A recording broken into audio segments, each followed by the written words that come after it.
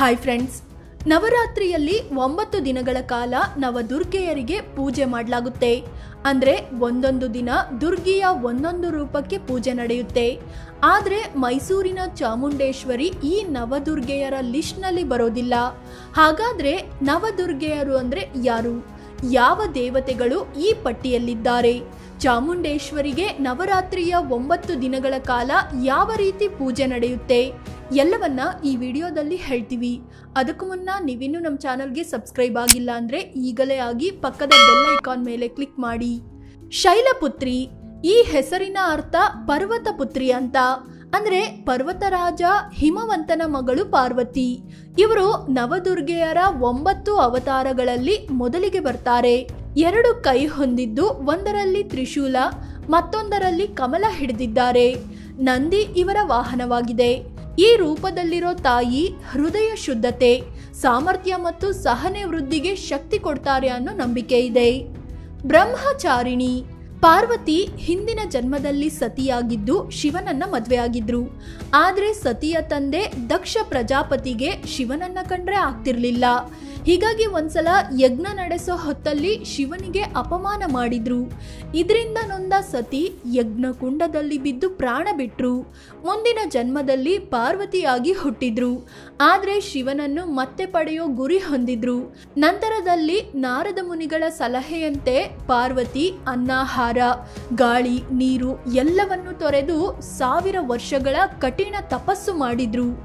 ಆಗ ಪ್ರತ್ಯಕ್ಷವಾದ ಬ್ರಹ್ಮ, ನಿನ್ನಂತೆ ಈವರೆಗೆ ಯಾರೂ ತಪಸ್ಸು ಮಾಡಿಲ್ಲ ಅಂತ ಹೇಳಿದ್ರು. ಅಲ್ಲಿಂದ ಪಾರ್ವತಿಯ ಈ ಅವತಾರವನ್ನು ಬ್ರಹ್ಮಚಾರಿಣಿ ಅವತಾರ ಅಂತ ಕರೆಯಲಾಗುತ್ತೆ. ಇಲ್ಲಿ ಭಕ್ತರಿಗೆ ತಪಸ್ಸು, ಭಕ್ತಿ, ಏಕಾಂತತೆಯ ಸಂದೇಶವಿದೆ. ಚಂದ್ರಘಂಟ ಪಾರ್ವತಿ ತಪಸ್ಸು ಮೆಚ್ಚಿದ ಶಿವ ಹೆಣ್ಣು ಕೇಳೋಕೆ ಅಂತ ಹಿಮವಂತ ರಾಜನ ಬಳಿ ಹೋಗ್ತಾರೆ. ಅಂದರೆ ಪಾರ್ವತಿ ಮನೆಗೆ ಹೋಗ್ತಾರೆ. ಆಗ ಶಿವ ಉಗ್ರ ರೂಪ ಧರಿಸ್ತಾರೆ. ಮೈತುಂಬ ಭಸ್ಮ, ಹಾವು, ಕೊರಳಲ್ಲಿ ತಲೆಬುರುಡೆ ಹಾರ ಇರುತ್ತೆ. ಜೊತೆಗೆ ಇನ್ನಷ್ಟು ಹೆದರಿಸೋಕೆ ಅಘೋರಿಗಳು, ಭೂತಗಳು ಕೂಡ ದಿಬ್ಬಣದ ಮೆರವಣಿಗೆಯಲ್ಲಿ ಬಂದಿದ್ರು. ಇದರಿಂದ ಪರ್ವತರಾಜನ ಕುಟುಂಬ ಶಾಕ್ ಆಗೋಯ್ತು. ಶಿವನ ರೂಪಕ್ಕೆ ಉತ್ತರವಾಗಿ ಪಾರ್ವತಿ ಕೂಡ ಉಗ್ರ ರೂಪ ತಾಳಿದ್ರು. ಅದೇ ಚಂದ್ರಘಂಟ ರೂಪ. ಹುಲಿ ಮೇಲೆ ಕುಳಿತ ಈ ರೂಪ ಭಯಾನಕವಾಗಿತ್ತು. 10 ಕೈಗಳಿದ್ದು 9ರಲ್ಲಿ ಆಯುಧಗಳಿದ್ವು. ಇದೇ ರೂಪದಲ್ಲಿ ಪಾರ್ವತಿ ಶಿವನನ್ನ ಮದುವೆಯಾದ್ರು. ಮದುವೆ ದಿನವನ್ನ ಶಿವರಾತ್ರಿಯಾಗಿ ಆಚರಿಸಲಾಗುತ್ತೆ. ಇಲ್ಲಿ ಕಷ್ಟ, ಭಯದ ನಿವಾರಣೆಯ ಸಂದೇಶವಿದೆ. ಕೂಷ್ಮಾಂಡ ನವರಾತ್ರಿಯ 4ನೇ ದಿನ ಕೂಷ್ಮಾಂಡ ದೇವಿಯನ್ನ ಪೂಜಿಸಲಾಗುತ್ತೆ. ಕೂಷ್ಮಾಂಡ ಜೀವನದ ಅಂತಿಮ ಮೂಲ ಅಂತ ನಂಬಲಾಗಿದೆ. ಅಂದ್ರೆ ಸೃಷ್ಟಿಗೂ ಮುನ್ನ ಎಲ್ಲಾ ಕಡೆ ಕತ್ತಲು ಆವರಿಸಿತ್ತು. ಆಗ ಇದೇ ಕೂಷ್ಮಾಂಡ ತಾಯಿ ತನ್ನ ನಗುವಿನ ಮೂಲಕ ಇಡೀ ಸೃಷ್ಟಿಯನ್ನ ರಚಿಸಿದ್ರು. ಜಗತ್ತು ಬೆಳಕಿನಿಂದ ಕಂಗೊಳಿಸಿತು. ಕೂಷ್ಮಾಂಡ ದೇವಿ ಸೂರ್ಯನ ಗರ್ಭದಲ್ಲಿ ವಾಸಿಸೋಕೆ ಶುರು ಮಾಡಿದ್ರು. ಸಿಂಹ ಇವರ ವಾಹನವಾಗಿದ್ದು 8 ಕೈ ಹೊಂದಿದ್ದಾರೆ. ಈಕೆಯ ಪೂಜೆಯಿಂದ ಶಕ್ತಿ, ಸಂಪತ್ತು, ಮೋಕ್ಷ ಸಿಗುತ್ತೆ ಅನ್ನೋದು ನಂಬಿಕೆ. ಸ್ಕಂದ ಮಾತಾ ಹೆಸರಿಗೆ ತಕ್ಕಂತೆ ಸ್ಕಂದ ಮಾತೆ ಅಂದ್ರೆ ಸ್ಕಂದನ ತಾಯಿ ಅಂತ. ಸ್ಕಂದನ ಮತ್ತೊಂದು ಹೆಸರು ಕಾರ್ತಿಕೇಯ, ಮುರುಗನ್ ಅಂತ ಕೂಡ ಕರೆಯಲಾಗುತ್ತೆ. ಸಿಂಹದ ಮೇಲೆ ಸವಾರಿ ಮಾಡೋ ಈ ತಾಯಿ 4 ಕೈಗಳನ್ನ ಹೊಂದಿದ್ದಾರೆ. 2 ಕೈಗಳು ಕಮಲಗಳನ್ನ ಹಿಡಿದಿವೆ. ಒಂದು ಕೈಲಿ ಮಗ ಕಾರ್ತಿಕೇಯನನ್ನು ಎತ್ತಿಕೊಂಡಿದ್ದು ಮತ್ತೊಂದು ಕೈಲಿ ಭಕ್ತರಿಗೆ ಆಶೀರ್ವಾದ ಮಾಡ್ತಿದ್ದಾರೆ. ಸತಿಯ ಆತ್ಮಹತ್ಯೆಯಿಂದ ನೊಂದ ಶಿವ ಜಗತ್ತಿನ ಜೊತೆ ಸಂಬಂಧ ಕಳ್ಕೊಂಡ್ರು. ಆಗ ಶಿವ ಮತ್ತು ಪಾರ್ವತಿಯ ಅಂಶವನ್ನ ಸೇರಿಸಿ ಅದನ್ನ ಕಾಪಾಡಲು ಅಗ್ನಿ ಕೈಲಿ ಕೊಡಲಾಯಿತು. ಅಗ್ನಿಗೆ ಶಿವ ಪಾರ್ವತಿ ಅಂಶದ ತಾಪ ತಡೆಯಲು ಆಗಲಿಲ್ಲ. ಹೀಗಾಗಿ ಆ ಅಂಶವನ್ನ ಕಾಪಾಡಲು ದುರ್ಗೆ ಸ್ಕಂದ ಮಾತೆಯ ಅವತಾರ ಎತ್ತಿದ್ರು. 6 ಶಿರಗಳಿರೋ ಕಾರ್ತಿಕೇಯ ಜನನವಾಯಿತು. ಇಂದಿಗೂ ಭಕ್ತರು ಮಕ್ಕಳ ಆರೋಗ್ಯ ಮತ್ತು ಶಿಕ್ಷಣಕ್ಕಾಗಿ ಸ್ಕಂದ ಮಾತೆಯನ್ನ ಆರಾಧಿಸ್ತಾರೆ. ಕಾತ್ಯಾಯನಿ ಹೆಚ್ಚು ಪೂಜಿಸಲ್ಪಡೋ ದುರ್ಗಿಯ ಅವತಾರಗಳಲ್ಲಿ ಕಾತ್ಯಾಯನಿಗೆ ಪ್ರಮುಖ ಸ್ಥಾನವಿದೆ. ಇವರನ್ನ ದುರ್ಗಿ ಅಂತಲೂ ಕರೆಯಲಾಗುತ್ತೆ. ಇಲ್ಲಿ ಮಾತೆ ಕಾತ್ಯಾಯನನ್ನು ಋಷಿಯ ಮಗಳಾಗಿ ಜನಿಸಿದ್ರು. ಇದೇ ಕಾರಣಕ್ಕೆ ಕಾತ್ಯಾಯನಿ ಅಂತ ಹೆಸರು ಬಂತು. ಮಹಿಷಾಸುರ ಭೂಮಿಯಲ್ಲಿ ಹಾವಳಿ ಇಟ್ಟಾಗ ಇದೇ ಕಾತ್ಯಾಯನಿಗೆ ಬ್ರಹ್ಮ, ವಿಷ್ಣು, ಮಹೇಶ್ವರ ಸೇರಿದಂತೆ ಎಲ್ಲಾ ದೇವತೆಗಳು ತಮ್ಮ ತಮ್ಮ ಶಕ್ತಿ ಅಸ್ತ್ರಗಳನ್ನ ಕೊಟ್ರು.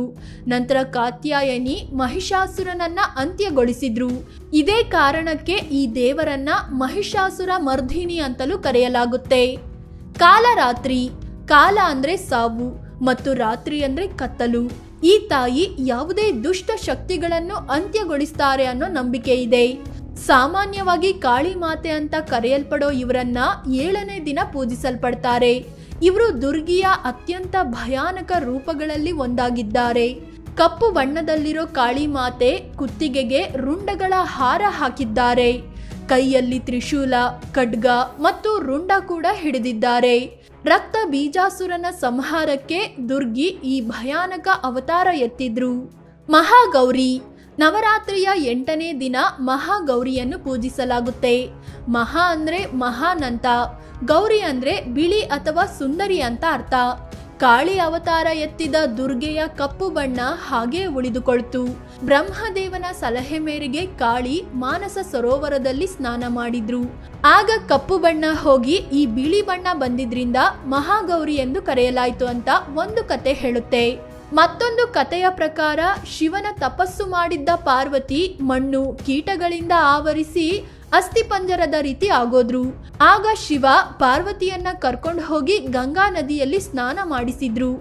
ಆಗ ಪಾರ್ವತಿ ಬಿಳಿ ಮತ್ತು ಸುಂದರವಾದ ಮಹಾಗೌರಿ ರೂಪ ಪಡ್ಕೊಂಡ್ರು ಅಂತ ಮತ್ತೊಂದು ಕತೆ ಹೇಳುತ್ತೆ. ಸಿದ್ಧಿದಾತ್ರಿ, ನವರಾತ್ರಿಯ ಕೊನೆಯ ದಿನ ದುರ್ಗಿಯ ಆದಿಶಕ್ತಿ ಅವತಾರವಾದ ಸಿದ್ಧಿದಾತ್ರಿಯನ್ನ ಪೂಜಿಸಲಾಗುತ್ತೆ. ಇದೊಂದು ಶಕ್ತಿ ಕೇಂದ್ರವಾಗಿದ್ದು ದೈಹಿಕ ರೂಪವಿಲ್ಲ. ಶಿವನ ಅವತಾರ ರುದ್ರ ಬ್ರಹ್ಮಾಂಡ ರಚಿಸುವಂತೆ ಆದಿಶಕ್ತಿಯನ್ನ ಬೇಡಿಕೊಂಡ್ರು.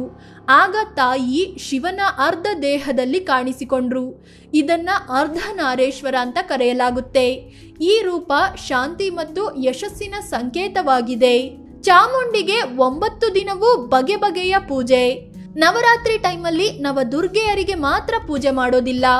ಎಲ್ಲಾ ಅಮ್ಮನವರ ದೇವಸ್ಥಾನಗಳಲ್ಲೂ 9 ದಿನ ವಿಜೃಂಭಣೆಯ ಪೂಜೆ ನಡೆಯುತ್ತೆ. ದಿನಕ್ಕೊಂದು ವಿಶೇಷ ಪೂಜೆಗಳನ್ನ ಹಮ್ಮಿಕೊಳ್ಳಲಾಗುತ್ತೆ. ಅದೇ ರೀತಿ ಚಾಮುಂಡಿ ನವದುರ್ಗೆಯರ ಲಿಸ್ಟ್ನಲ್ಲಿ ಬರದೇ ಇದ್ದರೂ 9 ದಿನವೂ ವಿಶೇಷ ಪೂಜೆ ನಡೆಯುತ್ತೆ. ಬ್ರಹ್ಮಿ, ಮಹೇಶ್ವರಿ, ಸ್ಕಂದಮಾತೆ, ವೈಷ್ಣವಿ, ವರಾಹಿ ಹೀಗೆ ದಿನಕ್ಕೊಂದು ರೂಪದಲ್ಲಿ ಪೂಜಿಸಲಾಗುತ್ತೆ. ಫ್ರೆಂಡ್ಸ್, ಇದು ನವದುರ್ಗೆಯರು ಅಂದ್ರೆ ಯಾರು, ನವರಾತ್ರಿ ಟೈಮಲ್ಲಿ ಯಾವ ದಿನ ಯಾರ ಪೂಜೆ ನಡೆಯುತ್ತೆ ಅನ್ನೋದನ್ನ ತಿಳಿಸಿಕೊಡುವ ಪ್ರಯತ್ನ. ಈ ಬಗ್ಗೆ ನಿಮ್ಗೇನನ್ಸುತ್ತೆ ಅಂತ ಕಾಮೆಂಟ್ ಮಾಡಿ ಹೇಳಿ.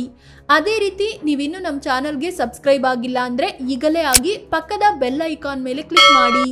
ಧನ್ಯವಾದ.